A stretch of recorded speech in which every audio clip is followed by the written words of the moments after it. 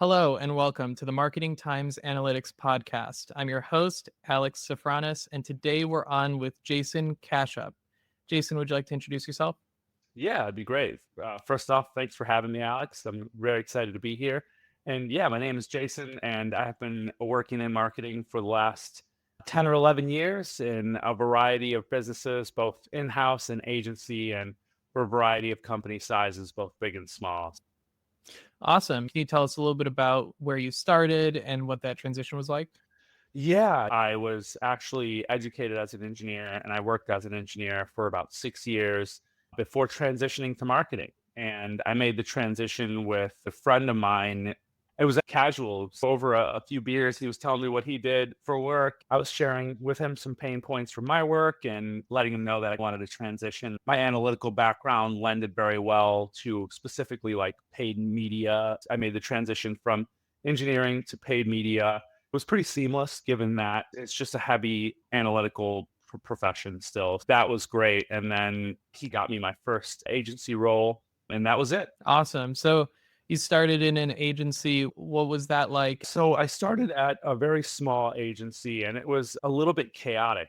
There was only a few paid media specialists. We all had quite a few accounts. It was a small agency that was owned by Tribune. There was a good amount of financial backing. So we had a lot of resources, but it was pretty chaotic because it was a lot of people's first time running a big agency like this. And so yeah, it was very busy, but it was nice because I got to work with a wide variety of businesses in a wide variety of industries. I got to work with some smaller software companies. I got to work with car dealerships, luxury jewelry stores, all types of unique businesses that actually came to us for marketing services. So while it was a bit chaotic at the time, I learned a ton there just working with marketing leaders in a variety of industries and obviously setting up the paid media campaigns for them, but being clued into those strategies and working with those leaders of all those different industries was very good. It was great to see the different strategies and the different goals for each type of vertical. Was there anything you learned about how to manage that kind of workload that you can share to other people who might be entering an agency for the first time right now?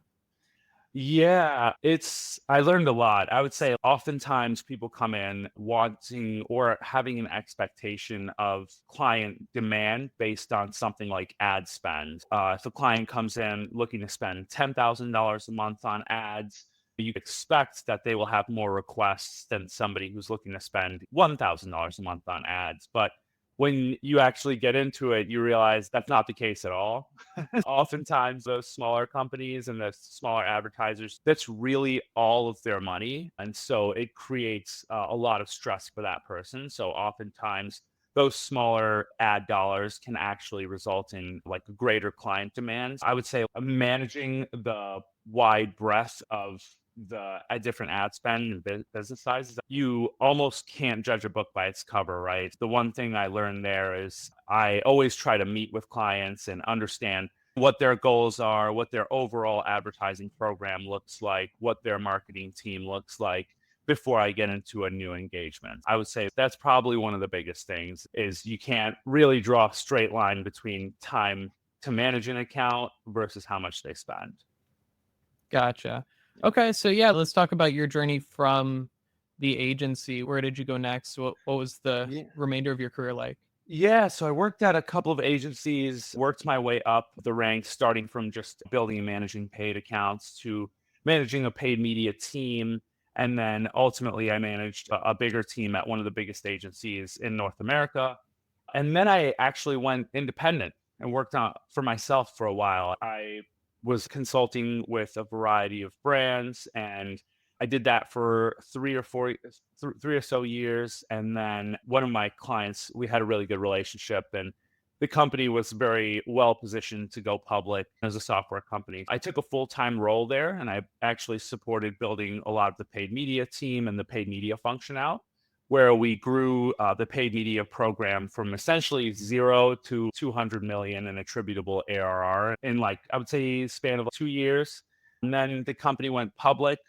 And so that was obviously a great story for my resume and my experience. About 6 or 7 months after the company went public, I changed positions and went to another company. At that point, the place I started working had 400 or 500 employees, and it grew to 3,000 people. The company was just totally different from where it started. Yeah, so I did that, grew the program, supported the team, and then had another role where I was a director of inbound for a Series C. I was there for about a year and change, and now I'm independent again. So just working with a wide variety of clients again, and just back in that space where I get to work with different teams and different companies of different sizes, which I think I thrive in that space. So I think that'll be where I am for the next couple of years. So tell us about that pre to post IPO transition and what was that experience like?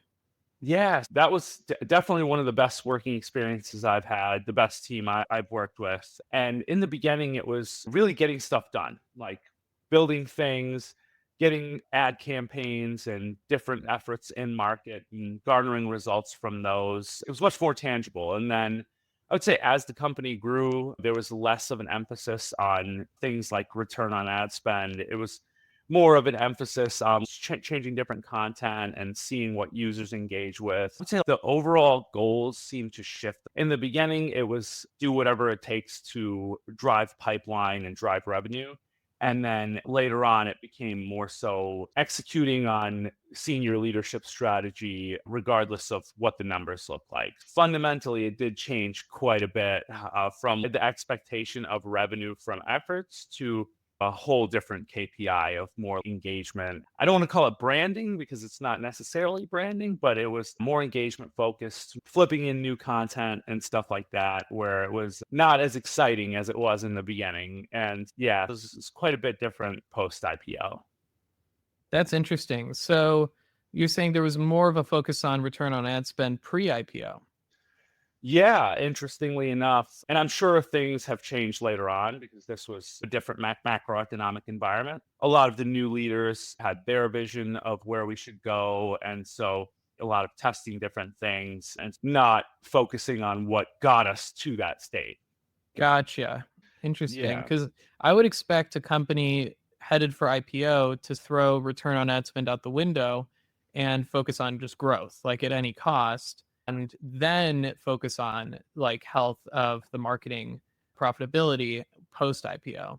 Would you agree that's generally like what you would expect? In the beginning, we definitely had our KPI was pretty much like pipeline over ad spend. Whatever pipeline we could drive, essentially divided by the ad spend. Of course, you'd have like your close rate and stuff like that. But that was our KPI. And then later on, a lot of the budget shifted to things like field events and then later on to paid media. So then we'd get a little more flexibility in our KPIs and things would change a little bit. You wouldn't really expect. Once we went public, I would say it was more trying to build a brand. If we were mentioned, for example, in a Gartner report, we would want to highlight that Gartner report in LinkedIn ads and ad campaigns, pretty much regardless of whether that was generating revenue directly or not. Things did change a little bit in unexpected ways.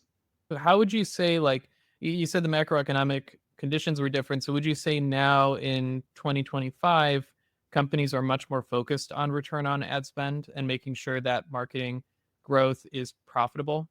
I would say that now budgets have gotten quite a bit tighter and resources have gotten quite a bit tighter for most companies. So, yeah, now it seems like people are more focused on direct returns and maximizing the dollars for every dollar they spend. We're back to where we were. And I feel like that's actually probably pretty good positioning for me as a consultant because oftentimes as a consultant, I come in a little bit cheaper than something like an agency. And given my in-house experience, I can align with overall goals internally, just like an in-house team member. So I actually think I think now people will be more focused on getting returns, lesser focused on the branding piece. And so I expect that to hold probably through this year, as long as interest rates are high and money is harder to come by. Yeah. So if you were advising the marketers listening on how to optimize for return on ad spend, how do you recommend a client decide on their return on ad spend? Because there's the cost component and the return component, and the return component depends on how you decide on attribution for marketing. And the cost component depends on what elements you include in the cost. I've seen it include personnel costs, exclude personnel costs, Mhm. include or exclude platform costs to actually run the marketing. So, what components do you recommend for what ingredients do you recommend for the return on ad spend recipe for a business, and how does that change based on the size of the company? Yeah, that's a really good question. I would start by excluding personnel costs and just look at straight ad dollars to how much revenue I can generate from those ad dollars. I would start that exercise by looking at the competitive landscape. In a tool like Google Ads, you can look at Keyword Planner to see what your average cost per click would be. You can do the same within ads. Most of the ad platforms have an audience insight builder. I would start there just to see what the competitive landscape is. Some industries are much more competitive than others. Legal, for example, asbestos lawyer, that keyword at one point was one of the most expensive keywords you can bid on. It was like $700 a click or something like that. The first place I would start is putting personnel costs to the side and just looking at the competitive landscape. If your competitors are bidding very high, that will give you an idea of how much money you need to get in the game to begin with. From there, I would put together how much money it takes to be a competitive player in the space. And I would look at my average contract value and put together a little bit of a model to determine how many leads I need and how many clicks would I need to essentially get a lead. We can paint that model pretty easily. So you'll have a click to lead conversion rate, which is obviously dictated by your website. And if you have an existing website live, you can look at analytics to determine a rough. And then I would look at, yeah, like your close rate. So of the deals you get, how many do you close on average? Specifically looking at new deals, a deal coming through a referral or something like that's going to have a much higher close rate. So I would essentially draw out that model, hiring any personnel or buying any tooling. These tools are accessible to everybody. That'll give you a rough idea of like how many clicks you need to drive how many leads, which will result in how many sales. And from there, I would probably shoot for a 3 to 5 return on ad spend. So I would try to get 5 times as much revenue as I put into the ad spend. So I would say that's right. Start. I think 3 to 5 ROAS. And by the way, I'll preface this and say most of my work has been in B2B. If you're a direct to consumer brand, you could largely actually follow some of the same steps here, but you might even have more data around what your ROAS would be and a clearer picture given that D2C is much more transactional, obviously, by definition, but you typically get much clearer data and attribution models. But this is how I would approach B2B. From there, you'd have ballpark ROAS, you'd have a rough number you want to spend, and then you could go out and seek help. And most of the time, you can get decent help that won't require too much additional tooling to build and manage everything for you. That's the way I would look at it if I was a business getting into advertising. Gotcha. You mentioned that you're tracing clicks to leads and then leads to sales, but Mhm. what if your leads come from other things like events, particularly in the B2B space? Yeah. You're saying that if the bulk of your business so far has been from events and you're getting your foot wet in digital? That's an interesting point. Would you have a different return on ad spend for events versus for online? And then would you exclude event leads and sales from the online return on ad spend? Yeah, to be candid, I would probably measure them completely different. I would have one book of business, and I actually did this when I was the director of inbound at my previous role.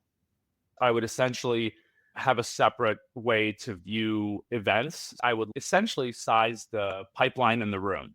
We would get demographic and firmographic data from the event, and then we would discern roughly how many people are there, how many demos do we think we can show at the event, and then what our close rate would be from those demos. Typically, that's a bit higher. You end up having a whole different calculation for events. But events also have a much higher personnel cost. They have a much higher cost of entry. A lot of times you can pay 100, 200,000 just to get a small booth at an event. And that doesn't even account for the cost of the booth. And then shipping all your supplies over, your branding. It's a pretty big undertaking. I would view those as completely separate. Historically, I essentially size the pipeline in the room for an event and then discern how many demos do we think we can do and then how many sales we'd get. So that's the way I would segment out the events. And then I would segment out the digital piece quite a bit differently. That makes a lot of sense. Events are quite costly. And they're difficult to, I would say, like, events are very difficult because the manpower that it takes, or the personnel time that it takes is very heavy. Picking out the right events, catering all the messaging to the personas or buyer profiles that are at the events. I find digital to be much easier in general. So yeah, that's why I love the digital space. And would you shoot for a 3 to 5x return on ad spend for events as well? I think that would be probably quite hard to get.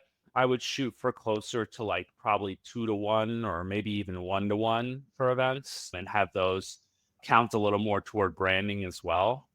Like, I would say, like, brand building. I think one of the key differences is when you're at events, or at least from my experience, what I've learned is when you're at events, it might not be the right time for everyone to buy. You're planting a lot of seeds there. So you may meet a really good contact who is the ideal customer profile, but they may be locked into a contract that's with another company, for example. So you may have hit the right message at the right time and to the right person and just hit it perfect, but then they're locked into a contract. A lot of times you're like planting seeds that will grow to fruition later on, or at least that's, again, how it's been my experience.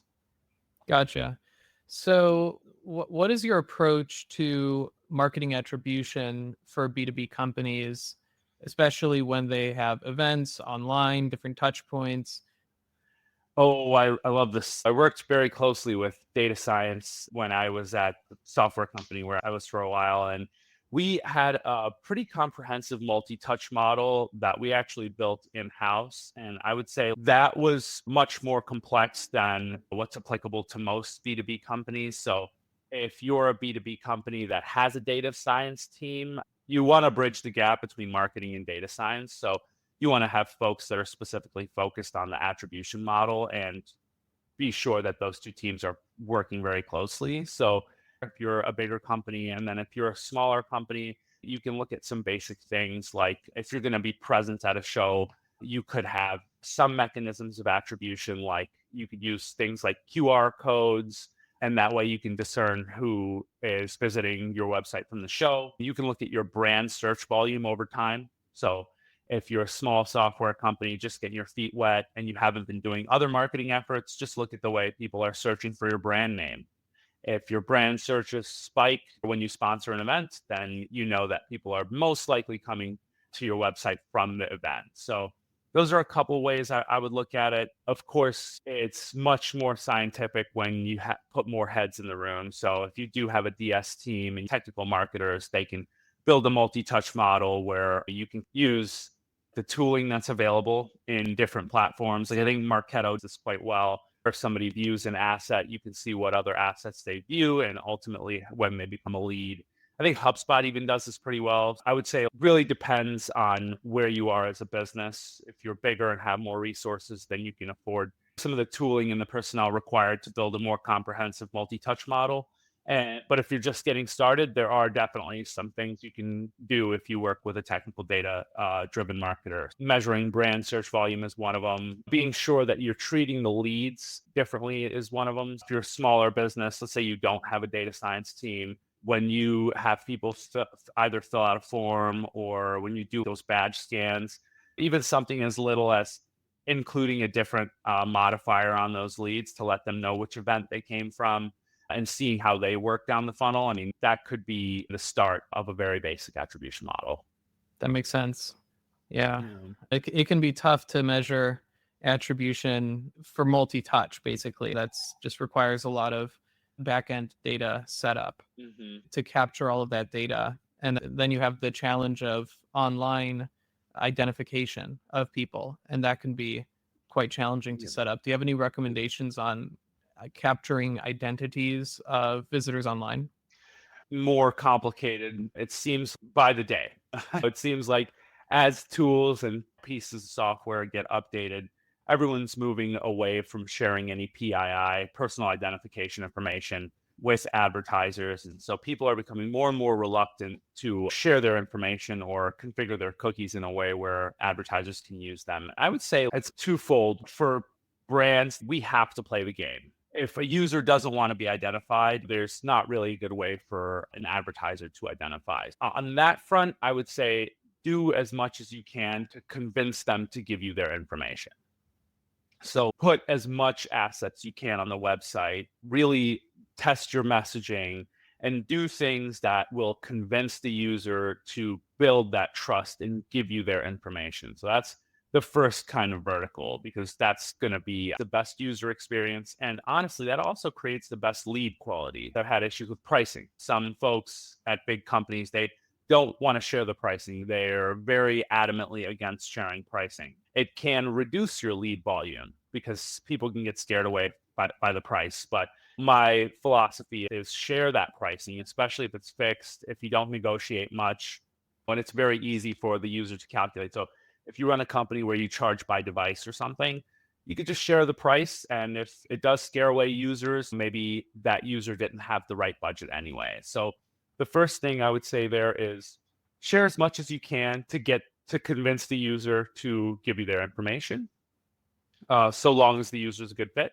And the second thing there, I would say, is invest a little bit in infrastructure and consistency with that infrastructure. An example here would be if you are deciding you want to run ad campaigns and in a variety of channels, standardize things like UTM tracking. Create a standard for that. Make sure everything is in line. The users you do get and where you can see the information, you'll get a good read on those, and that'll allow you to make better assumptions for those blank spots. I would say this approach, like the latter, is more applicable definitely in the US. When you go international, like with GDPR regulations and things like that, the consent settings are actually blocked by default. So it does become much more difficult in like European regions and other regions where a lot of the tracking is blocked by default. Yeah, what's your perspective on retargeting, given that it's more and more challenging to identify individuals? What's your approach to retargeting, and is the value as good now as it was before? Ooh, good one. So my approach to retargeting is I like to segment off of key page visits. And historically, I've called them money pages, but you can call them whatever you like. Oftentimes, I will pick out a few key pages on the website and then retarget audiences based on those. So I won't do like a blanket kind of all users. Sometimes you can garner some good insights from if you have enough visitors to a vertical specific page. Let's say your product has a page on healthcare. You can retarget visitors of that page. And let's say they visit that page plus the pricing page. Those are two key pages. You can set up an audience on those and then show them healthcare related ads. Historically, I used to think that retargeting, you can get a lot of return. Now I use it to hit different unique selling points to try to convince the user to come back and try. Let's say the user was scared away by the price, right? Maybe in a retargeting ad, if we highlight some benefits, we can potentially hit a benefit that outweighs the user's concern for price. So if originally they were like, oh, I can't spend $100 a month, but let's say they get an ad that highlights a specific feature and they're like, oh, I can remove this other tool that does that, and now I can afford it. So I would do things like that. I use retargeting as just a means of showing different unique selling points, more so to highlight unique selling points versus garner revenue from. And then the second part of your question was, how is it different now? Is that correct? Yeah. Yeah, so I would say now audiences are much, much smaller. I think a lot of advertisers felt this pain with the iOS change on Facebook ads. Now the pain is that the audiences are typically much smaller. So I would say that what you can expect from your remarketing campaigns is not as high as it was historically. Gotcha. Yeah, you're talking about, you mentioned branding a couple times, Mhm. and Yeah. I'm curious about measuring the effectiveness and the value of brand spend? I know you mentioned you can correlate maybe brand searches with event attendance, but more generally, how do you approach brand spend? How do you recommend it? And how do you measure the value? About 15 or 20% of your revenue driving spend to brand. So if you're spending $10,000 a month total in ads, I would probably spend 1,000 or between 1,000 and 2,000 on, let's call it like brand ads, which I would just say those you would consider your KPI. I would say things like engagement and interaction. So if we were doing this on search, I would say like your KPI there would be like impressions and click-through rate, maybe some interactions on the website. I'd say search is probably not as great of an example, but let's say we were doing this on LinkedIn. You may have a broader audience where you're serving up a variety of different content pieces, and you're just essentially trying to understand when people see your brand, what kind of message are they most resonating with? So the way I like to approach it is I like to take a couple of different messaging pillars and then create assets that are within those messaging pillars. If we have, let's say, a core component of our brand could be broken up into 3 different items. One, maybe like compliance, maybe profitability, like for your business. And then 3, maybe something like, I guess, security and compliance would be 1. Yeah, profitability would be 2. And let's call it time efficiency. 3. So these are the 3 core unique selling points of my business. I would create assets within each of those categories. So we have the 3 categories. Maybe we have 2 assets each. So that makes a total of 6. And I would run those 6 assets in a brand campaign that just is focused on impressions and interactions. And I would see what users are interacting with the most there. So are they interacting with the security and compliance piece? Are they interacting with the profitability to the business piece, or maybe the time efficiency piece? And so that there, I'm more focused on what my audience is interested in as a category in general, garnering direct leads from ads. And then that other 80% of my ad spend would be focused on revenue, leads, and driving pipeline. Gotcha. Yeah. And then for that other 80%, when you're deciding between mid funnel and progressing and nurturing leads versus lower funnel, focusing on how do we close those leads or maybe send them to sales to close. Yeah, I think the split between top and mid funnel really depends, I'd say, overall on your like where the business is. So for a lot of bigger companies, they're able to spend a lot more on the top funnel campaigns where they have a lower conversion rate, a lower return on ad spend, but they're more so open to essentially a lot of people refer to it as like air cover. So they want a good air cover. So when their sales reps reach out to somebody at the company is like, oh, I've heard of you or I've seen your ads. I feel like this question really depends on the state of your business. For a smaller business that's trying to garner revenue, I would say spend most of your budget. That also probably means you have a small budget. I would say spend most or all of your budget on mid or lower funnel activities. That way you can get some of the return and some of the revenue to fuel some of the more top funnel activities where revenue is not your primary concern. If you're a big business that has pretty deep pockets, maybe you have a really high average contract value, and again, you just have a really good amount of money to spend on ads, then I would say you spend a bigger percentage on top funnel. But if you don't, or if you're a smaller business just starting to grow and getting into that hyper growth phase, I would say you really want to spend the bulk of your money on mid funnel. That way you can be sure that you're garnering revenue from your assets.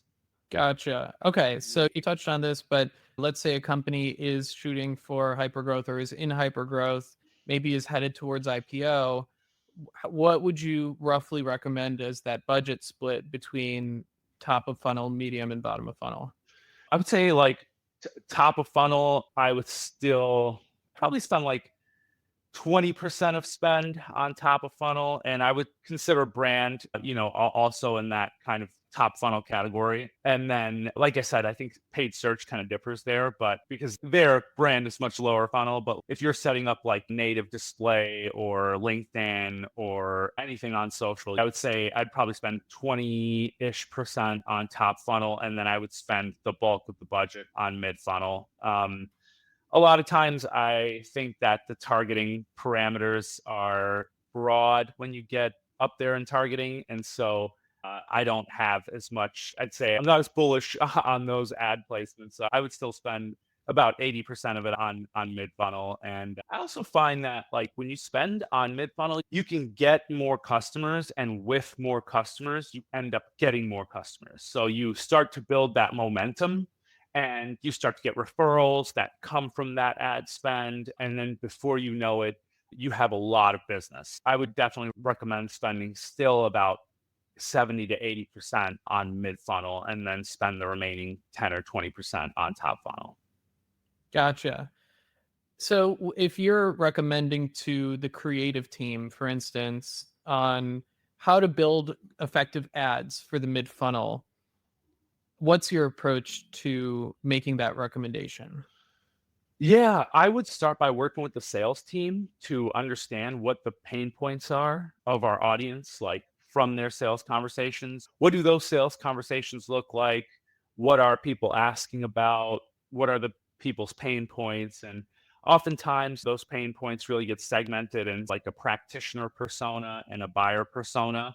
And they typically have similar messaging categories, what I mentioned on the brand side. So I would start off by talking to salespeople. Sometimes I listen to the phone calls. We've used like Gong before, which is a tool that records calls. So oftentimes I'll listen to sales calls, I'll talk to the sales team, and I'll try to garner as many insights as I can from those conversations. And then I will start to build messaging themes, and then I'll take those themes to creatives. And so I will share my perspective on those different themes, where they're coming from, essentially bring the creative team up to speed on these types of challenges.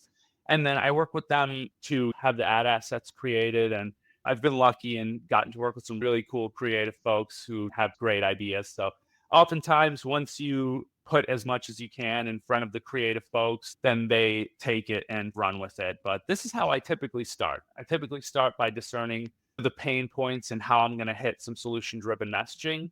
And then I work directly with the creative team to come up with ideas for each of those messaging themes. And then I take those to market. Creative is really based in research on what drives customer journeys. Yeah. At least for me, I start there because I find that if I'm continuing to hit the pain points, then I can build an effective program. Not only does that inform creative, but I can also help inform content and a couple of different verticals with that. And that's typically where I like to start. And oftentimes the creative folks will have different things they want to test. I'll bring them the themes and they'll say, do we know if light ads perform better than dark ads? And if we're new to the advertising space, maybe we don't have that data. So I would say, hey, let's create one of each and let's take them to market and see what people like. A lot of times companies think creative folks don't really like that, but all the teams I've worked with, they absolutely love it. If you give me a light ad and a dark ad, I take that to market. Typically, I set up recurring calls with them. So then on our next call, I will bring to you all the data points and we can sit down and discuss like, why do we think they like the dark ad versus the light ad? And then what kind of variations do we make off that? I find that creative teams absolutely love the data. And so I am a very transparent individual and I share everything with the team broadly. And I find this builds a really good culture and a really nice kind of iterative feedback loop for the team to work with. Yeah, Jason, this has been such a great conversations packed with advice and insight. And I really appreciate you coming on to chat today. Yeah, I've really enjoyed it, Alex. I look forward to keeping in touch with you on future projects. Awesome. Thank you. And thanks everyone for listening. We'll talk to you soon.